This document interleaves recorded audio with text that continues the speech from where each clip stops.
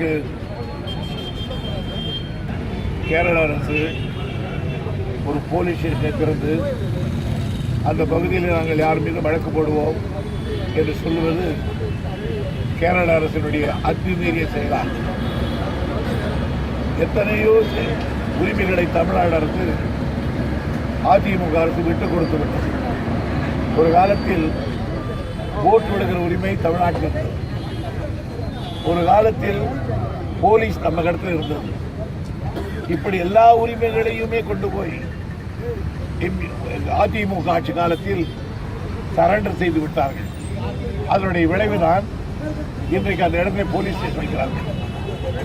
டேமை சுற்றி இருக்கிற இடங்கள் எல்லாம் தமிழ்நாட்டுக்கு சொந்தம், ஒப்பந்தம். ஆனால் அதை கேட்காமலேயே அந்த உரிமைகளையும் அதிமுக அரசு கேரளாவுக்கு விட்டுவிட்டது.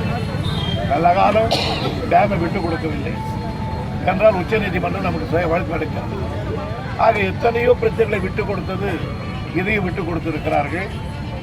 இதை நிலைநிறுத்த வேண்டுமானால் உறுதியாக இருக்க வேண்டும் இந்த அரசு. இதற்கும் அடிபணிந்து விட்டால் நாளைக்கு முல்லை பெரியாறு உள்ளே போய் பார்ப்பதற்கு கூட நம்மை அனுமதிக்க மாட்டார். பிறகு டேம் அவரதும் போய்விடும். அதுக்கு தான் முதல் நடவடிக்கையாக எடுத்திருக்கிறார்கள். இதை இந்த அரசு ஒரு சீரியஸான ப்ராப்ளமாக எடுத்துக்கொண்டு செய்ய வேண்டும். நம்முடைய பொதுப்பணித்துறை அதிகாரிகள் போகிறவர் மீதெல்லாம் கூட எஃப்ஐஆர் போடலாம்.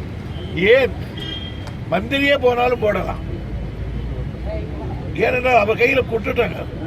எல்லாத்தையும் இழந்த அரசு இதையும் இழந்தால் மக்கள் மன்னிக்க மாட்டாங்க.